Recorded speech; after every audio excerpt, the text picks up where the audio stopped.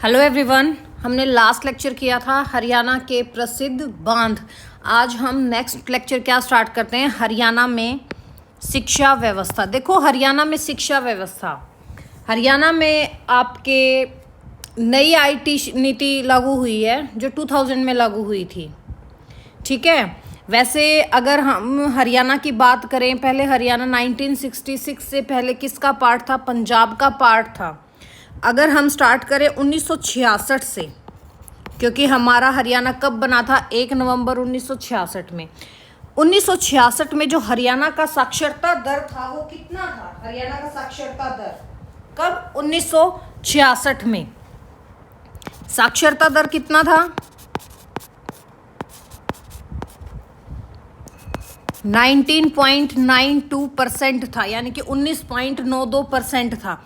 देखिए, अगर हम बात करें कि हम तो ऋग वेद काल से स्टार्ट करेंगे, वो एशियंट टाइम में मैं आपको प्राचीन इतिहास में एजुकेशन का वहाँ पे भी आपको करवा के आई हूँ कि अंग्रेजों के टाइम पे भी शिक्षा व्यवस्था कैसी थी या हमारे ऋग वेद काल में कैसी थी। आज हम स्टार्ट करेंगे जब हमारा हरियाणा स्टार्ट हुआ था, बना था 1 नवंबर 1966 को। उसके बाद हरियाणा में एजुकेशन की क्या क्या कंडीशंस थी, क्या स्थिति थी और कैसे क्या थी।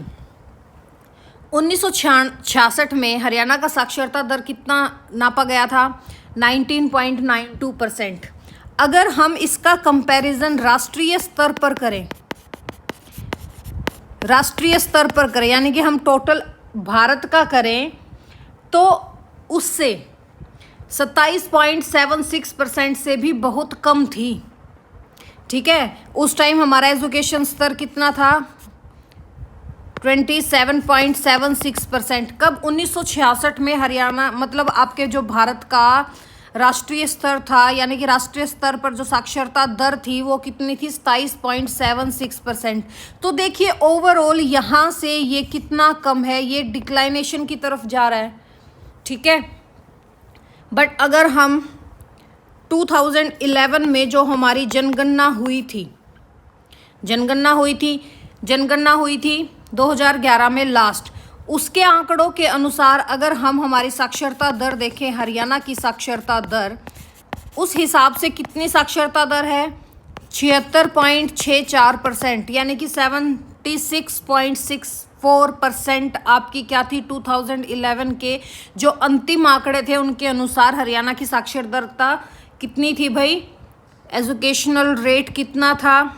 76.64%। इस 74.6% में जो आपके मेल थे, यानी कि जो आपका पुरुष समुदाय था, पुरुष साक्षरता दर थी, वो कितनी थी? 85.40%। और जो आपकी फीमेल एजुकेशनल रेट था या महिला साक्षरता दर थी, लिटरेसी रेट था, फीमेल लिटरेसी रेट कितना था? 66.80%। यहाँ पे देखो, अब ग्रोथ की तरफ जा रही है। ठीक है, जहाँ पर अगर हम बात करें 2001 से 2011 की, 2001 से 2011 की, तो इसमें जो आपके राज्य की साक्षरता दर थी, लिटरेसी रेट था, वो कितना था? कितनी वृद्धि हुई? 8.70% की वृद्धि हुई थी। कब हुई है? आपके 2011 में। यानी कि 2001 में साक्षरता दर कितनी थी?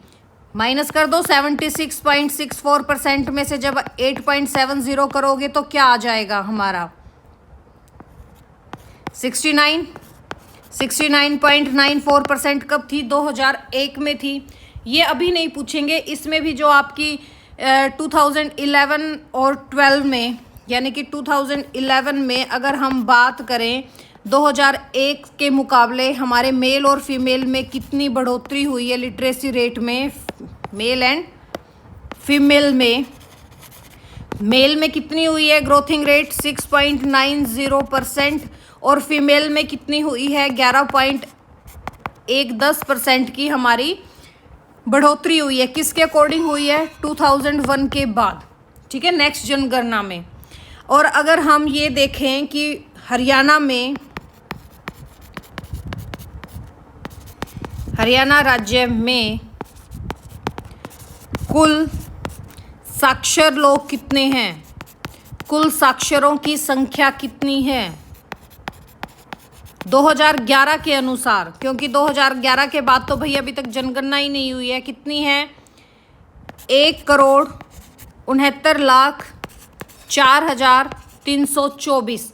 इनमें से आपके पुरुष कितने हैं? 99,91,838। और आपकी महिलाएं कितनी हैं? 69,12,486। अब आप देखिए दोनों में डिफरेंस कितना है भाई। ठीक है, तो अभी तक हमने क्या क्या किया है भाई। हरियाणा में शिक्षा व्यवस्था में 1966 में हमारा लिटरेसी रेट कितना था? 19.92% था। अगर हम नेशनल लेवल पे कंपैरिजन करें तो नेशनल लेवल पे तब कितना था? 27.76% था। 2011 में हमारी अंतिम जनगणना हुई थी, उसके बाद आज तक जनगणना हुई नहीं है। अगर जनगणना भी करोगे तो भाई कितना मिलेगा? 1.45 बिलियन के आसपास इंडिया की पॉपुलेशन हो रही है, जबकि चाइना की अभी तक 1.42 बिलियन के आसपास है। ठीक है, साक्षरता दर कितनी है 2011 के अनुसार? 76.64%, जिसमें आपके मेल कितने हैं? 85.40% और फीमेल कितनी है? 66.80%। अगर हम कंपैरिजन करें 2001 से 2011 की जनगणना का, तो कितनी बढ़ोतरी हुई है? 8.70 की बढ़ोतरी हुई है 2011 में लिटरेसी रेट में। यानी कि 2001 में हमारा लिटरेसी रेट कितना था? 69.94%, जिसमें आपके जो मेल की कितनी ग्रोथ हुई है? 6.90% और फीमेल की कितनी हुई है? 11.10%। किसमें? 2011 के अकॉर्डिंग। हरियाणा राज्य में कुल साक्षरों की संख्या कितनी है 2011 के आंकड़ों के अनुसार? 1,69,04,324, जिसमें पुरुष कितने हैं आपके? 99,91,838। आप इसको कैसे याद कर सकते हो? हम इसको ऐसे भी याद कर सकते हैं ना कि 1.69, इसको हम याद कर सकते हैं 9991, 6912, हम ऐसे भी करके याद कर सकते हैं। भाई मैं तो ऐसे ही याद करती हूँ, आप देख लेना किस ढंग से याद करोगे, क्योंकि याद करने का अपना खुद का एक तरीका होता है हर इंसान का। अभी आप देखिए नेक्स्ट, अगर हम हरियाणा में बात करें एजुकेशन हब की, एजुकेशन हब कौन सा है आपका? रोहतक। अगर हम बात करें एजुकेशन सिटी की,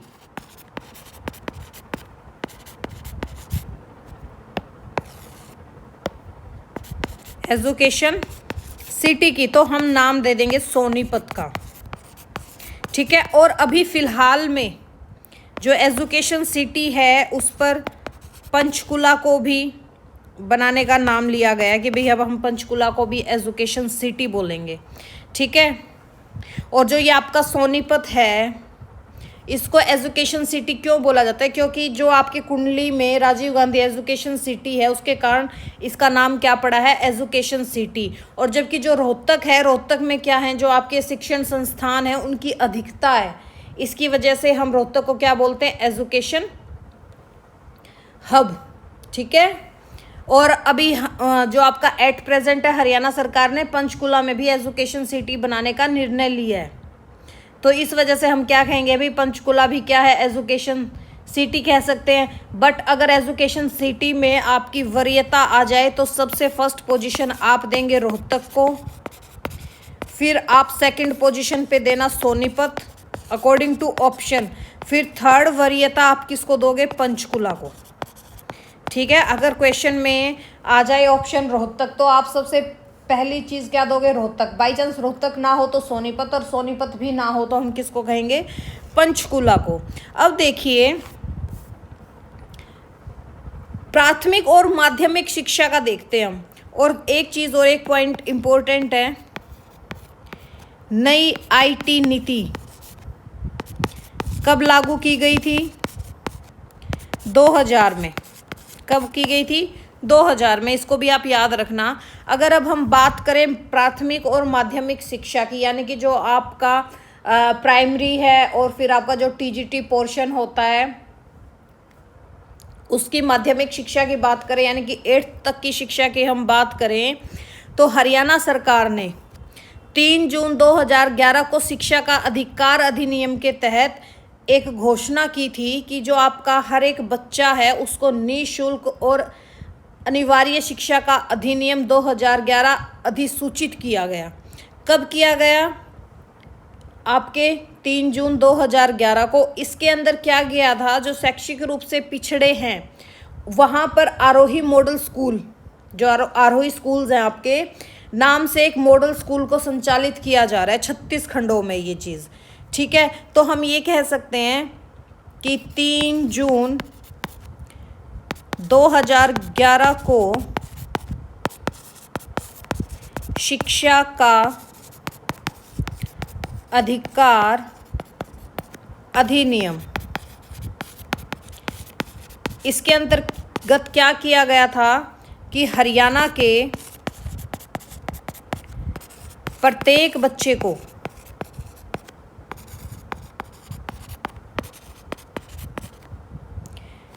निःशुल्क एवं अनिवार्य शिक्षा का अधिनियम लागू किया गया था भाई।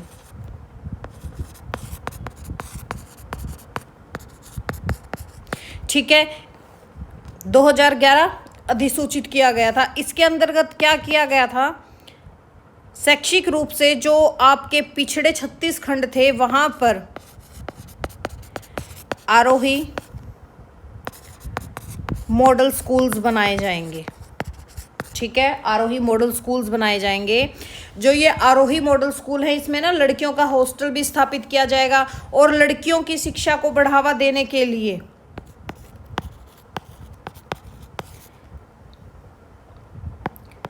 लड़कियों की शिक्षा को बढ़ावा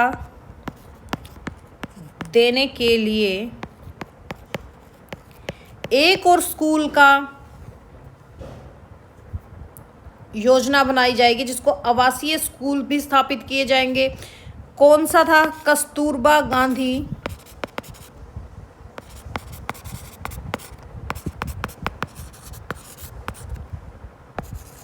बालिका विद्यालय योजना।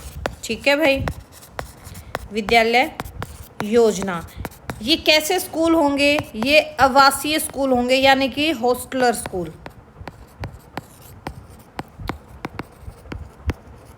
ठीक है, फिर देखिए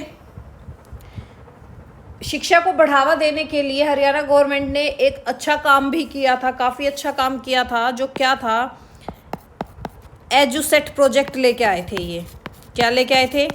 एजुसेट प्रोजेक्ट लेके आए थे हरियाणा गवर्नमेंट, जिसमें आपको किससे सैटेलाइट द्वारा शिक्षा प्रदान की जाएगी।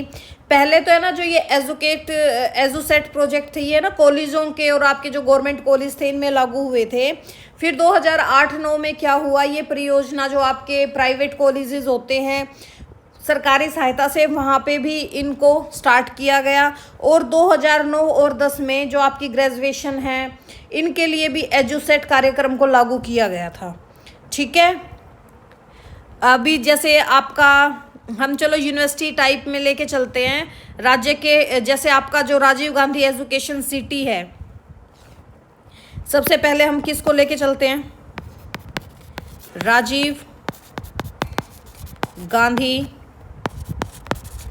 Education city.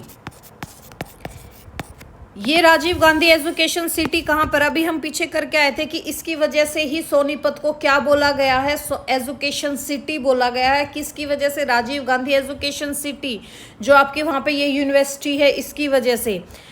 ये कहाँ पर है? आपके कुंडली सोनीपत में। ठीक है, कहाँ पर है ये? कुंडली सोनीपत में है।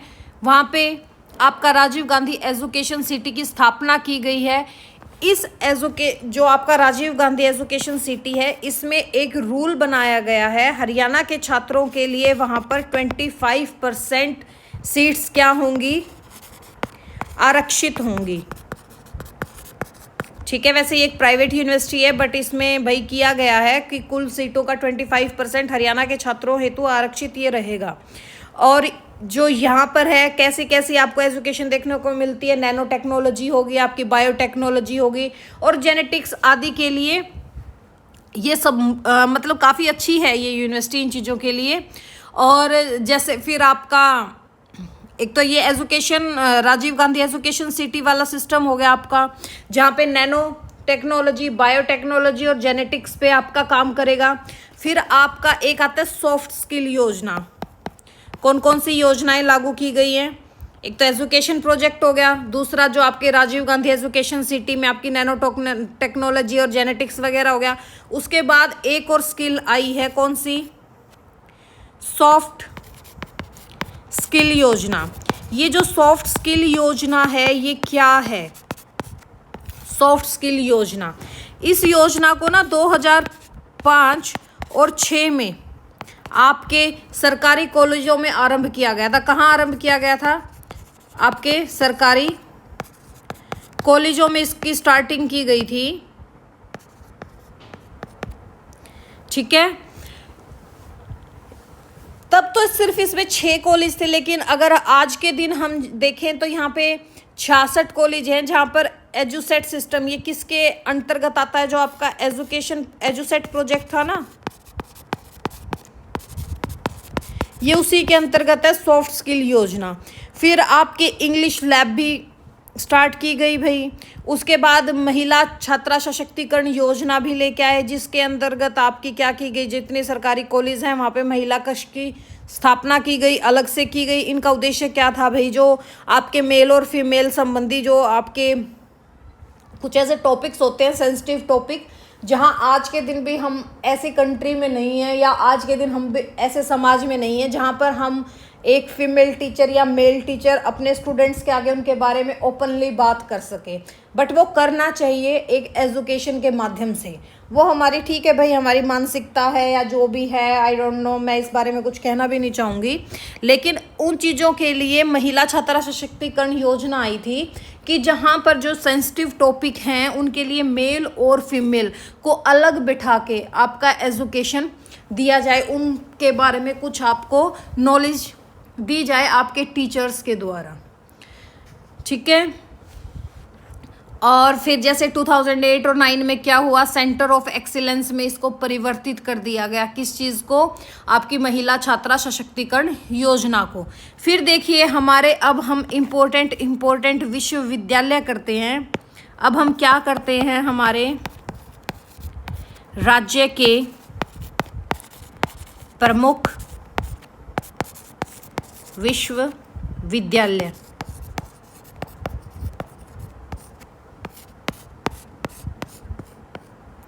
ठीक है, सबसे पहले हम किस को लेके चलते हैं? हमारा KUK यानी कि कुरुक्षेत्र विश्वविद्यालय।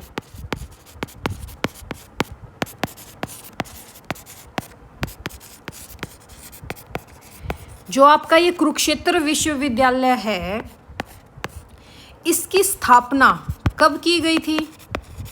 इसकी स्थापना हुई थी, जो HSSC बहुत बार पूछ चुका है, 11 जनवरी 1957 को। ठीक है, एक हॉस्टलर यूनिवर्सिटी के रूप में हुई थी, आवासीय विश्वविद्यालय के रूप में हुई थी। और ये जो आपकी KUK है, ये हरियाणा की पहली A ग्रेड प्राप्त करने वाली यूनिवर्सिटी है। A ग्रेड प्राप्त करने वाली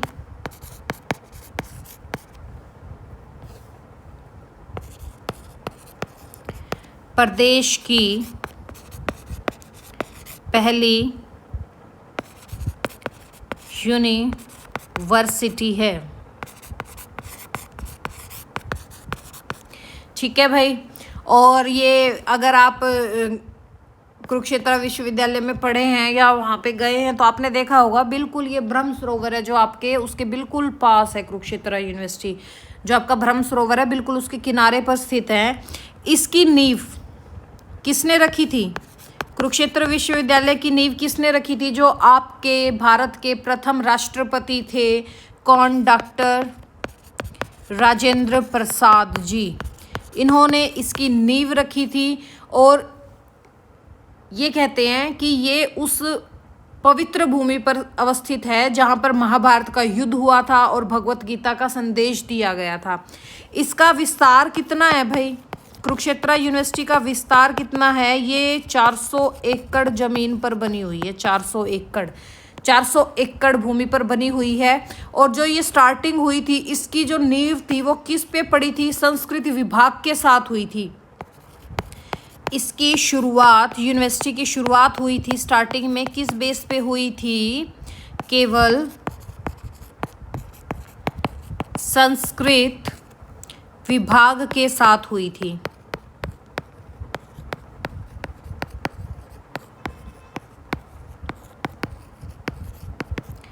ठीक है, फिर देखिए जब केयूके, देखो केयूके की नींव कब रखी गई थी? 11 जनवरी 1957 को। और हमारा हरियाणा अलग कब हुआ था पंजाब से? 1 नवंबर 1966 को। तो जब कुरुक्षेत्र यूनिवर्सिटी को स्थापित करने का जो सपना देखा गया था वो कहाँ देखा गया था? हमारे संयुक्त पंजाब में देखा गया था। और जो आपका ये ड्रीम था किसका एक्चुअल में? कुरुक्षेत्र विश्वविद्यालय की भी यहाँ पर कुरुक्षेत्र मतलब यहाँ पे एक यूनिवर्सिटी बनाई जानी चाहिए। वो थे आपके जो संयुक्त पंजाब के, संयुक्त पंजाब किसको बोला जाता है? हरियाणा पंजाब जब एक था उस टाइम जो संयुक्त पंजाब के आपके राज्यपाल थे, कौन थे भाई ये राज्यपाल? चंद्र प्रकाश नारायण सिंह। इनका ये ड्रीम था भाई कुरुक्षेत्र में एक संस्कृत विश्वविद्यालय बनाया जाए। किनका था? आपके राज्यपाल चंद्र प्रकाश नारायण सिंह का। ठीक है, जो आपकी केयूके है ये हरियाणा की पहली कैशलेस यूनिवर्सिटी है। पहली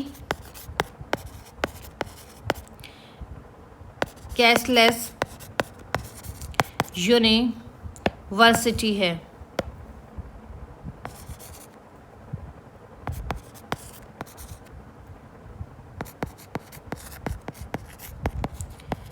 जो आपको एलकेजी से पोस्ट ग्रेजुएट तक की शिक्षा ये लोग प्रोवाइड करते हैं। खैर अब तो हर चीज़ आ गई है इसमें, पीएचडी तक सब कुछ आप कर सकते हो।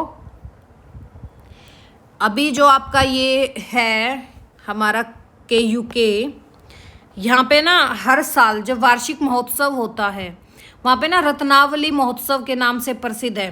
ठीक है, इस विश्वविद्यालय का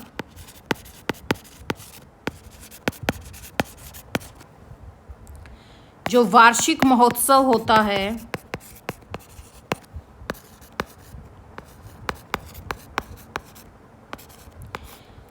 वो किस नाम से फेमस होता है? क्या नाम दिया जाता है उसको? रत्नावली महोत्सव। रत्नावली महोत्सव के नाम से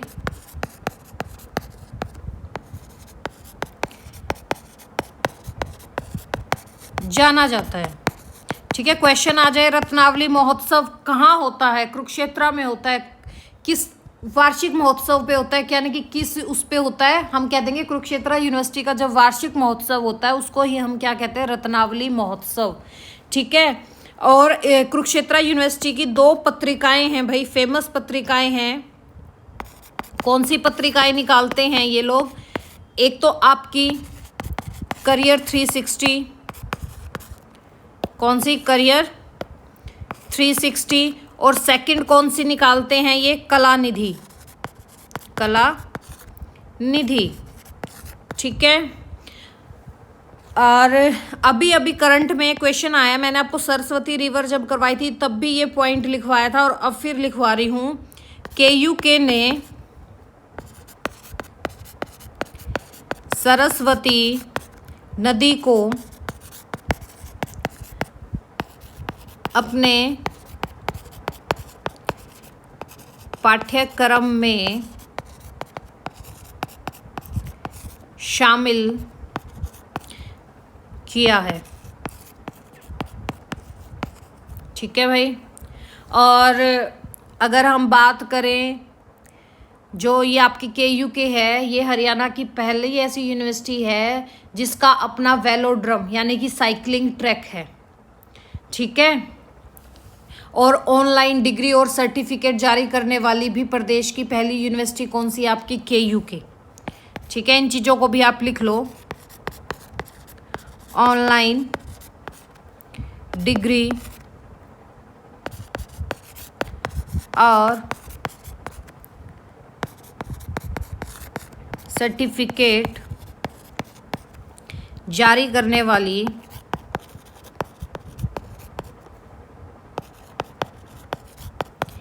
यह प्रदेश की पहली यूनिवर्सिटी है। और दूसरी, और पहले किस नंबर पे है ये? साइकिलिंग ट्रैक पे,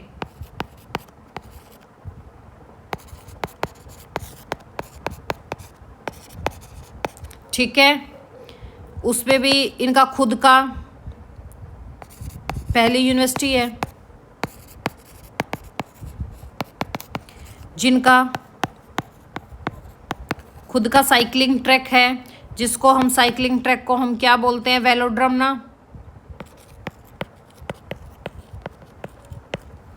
ठीक है। और दूसरा, यहाँ पे ना एक हस्तलिखित संग्रहालय की स्थापना की गई है इसी यूनिवर्सिटी के अंदर, किसकी सहायता से? पंडित स्थानुदत्त शर्मा की सहायता से। तो हम यहाँ पे क्या पॉइंट लिखेंगे? पंडित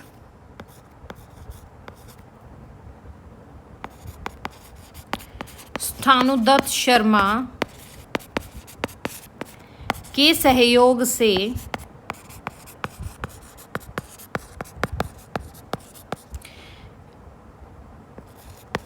इस विश्वविद्यालय के अंदर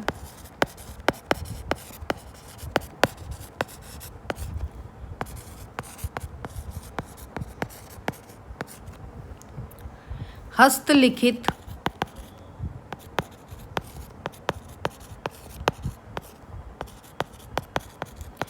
संग्रहालय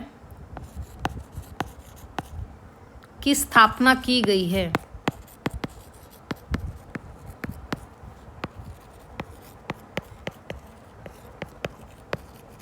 ठीक है भाई। और दूसरा, जो आपका लूर नृत्य है, ये ना लुप्त होता जा रहा है। इस संस्कृति को बचाने का जिम्मा किन्होंने लिया है? KUK ने लिया है। किस चीज़ का? लूर नृत्य की लुप्त होती संस्कृति को बचाने का जिम्मा किन्होंने लिया है? आपकी KUK ने।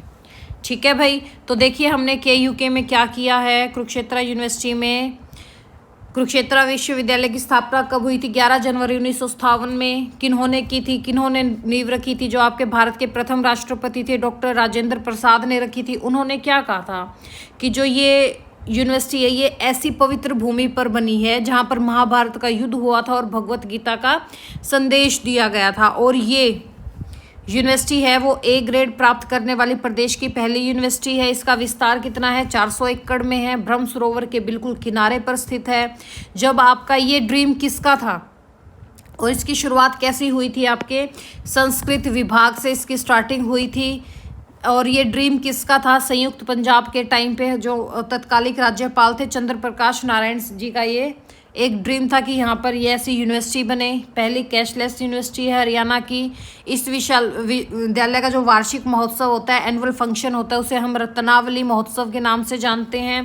कुरुक्षेत्र यूनिवर्सिटी 2 पत्रिकाएं निकालती हैं, एक तो करियर 360 और एक कला निधि। और दूसरा KUK ने अपने पाठ्यक्रम में सरस्वती नदी को शामिल किया है। ऑनलाइन डिग्री और सर्टिफिकेट जारी करने वाली है प्रदेश की पहली यूनिवर्सिटी है। साइकिलिंग ट्रैक जिनका खुद का वेलोड्रम है, ऐसी पहली यूनिवर्सिटी हरियाणा की कौन सी है? आपकी कुरुक्षेत्र यूनिवर्सिटी है। और जो हस्तलिखित संग्रहालय, इसकी स्थापना किसके सहयोग से हुई है? पंडित स्थानुदत्त की सहायता से हुई है। और जो आपका लोर नृत्य, लुप्त होती संस्कृति को बचाने का जिम्मा किन्होंने लिया है? आपके कुरुक्षेत्र यूनिवर्सिटी ने इसका जिम्मा लिया है। तो चलो हम बाकी का जो है नेक्स्ट पार्ट वो नेक्स्ट लेक्चर में करेंगे, जिसमें हम आपके और भी विश्वविद्यालय करेंगे। जैसे हमारा HAU है हिसार के अंदर, ठीक है, आपका MDU है रोहतक के अंदर, ठीक है, आपका रोहतक PGI हो गया जिसको हम पंडित भगवत दयाल शर्मा स्वास्थ्य विश्वविद्यालय भी बोलते हैं। आपकी CDLU होगी सिरसा में, चौधरी देवीलाल विश्वविद्यालय हो गया। हमारा जो सेंट्रल यूनिवर्सिटी है महेंद्रगढ़ में केंद्रीय विश्वविद्यालय, उसके बारे में पढ़ेंगे। YMCA विज्ञान और प्रौद्योगिकी जो आपकी यूनिवर्सिटी है फरीदाबाद में, उसके बारे में पढ़ेंगे। श्री कृष्ण आयुष विश्वविद्यालय भी है भाई, महर्षि वाल्मीकि संस्कृत विश्वविद्यालय भी है कैथल में। ऐसे बहुत सारे हमारे हैं, जैसे world university of design Sonipat में खुली है, ठीक है। और कौन कौन सी होगी? आपकी श्री विश्वकर्मा कौशल विकास यूनिवर्सिटी होगी पलवल में, और doctor Bhimrao Ambedkar skill development university होगी, महाराणा प्रताप बागवानी विश्वविद्यालय हो गया, और आपका जो Pandit Lakshmichand state university of performing and visual arts हो गया, ठीक है, जिसको हम राजकीय प्रदर्शन और दृश्य कला विश्वविद्यालय के नाम से जानते हैं, जो आपके रोहतक में है भाई। GJU हो गया हिसार का, इंदिरा गांधी विश्वविद्यालय हो गया आपका मीरपुर रेवाड़ी में, आपकी चौधरी रणवीर सिंह यूनिवर्सिटी होगी जींद में, पंसीलाल विश्वविद्यालय हो गया भिवानी में, इंडियन नेशनल डिफेंस यूनिवर्सिटी होगी बिनाला में। आपके हिसार में HAU के साथ, HAU से अलग हुई है जो लाला लाजपत राय, उसके बारे में भी पढ़ेंगे। कुछ डीम्ड यूनिवर्सिटीज़ भी हैं, जैसे आपकी forest school of management Sonipat की होगी, अंसल यूनिवर्सिटी होगी, नीलम विश्वविद्यालय कैथल का हो गया, हमारा राष्ट्रीय ब्रेन शोध केंद्र हो गया जो मानेसर में है, लिंगिया विश्वविद्यालय हो गया फरीदाबाद में, मानव रचना अंतर्राष्ट्रीय यूनिवर्सिटी होगी फरीदाबाद में। और जो प्राइवेट यूनिवर्सिटीज़ हैं, जैसे आपकी OP जिंदल ग्लोबल विश्वविद्यालय है भाई, ITM हो गया, APJ सत्या हो गया, अमेठी हो गया, महर्षि मार्कंडी विश्वविद्यालय हो गया, अशोका यूनिवर्सिटी होगी, मस्तनाथ यूनिवर्सिटी होगी, GD गोयंका यूनिवर्सिटी, बाबा जगन्नाथ यूनिवर्सिटी, KR मंगलम होगी, MVN होगी, स्काईलाइन बिजनेस स्कूल हो गया, स्कूल ऑफ इंस्पायर्ड लीडरशिप होगी आपकी, MRM यूनिवर्सिटी है जो आपकी। इनके बारे में पढ़ेंगे और फिर इनके बारे में हम जानेंगे कैसे कैसे क्या चीज़ थी, तो वो हम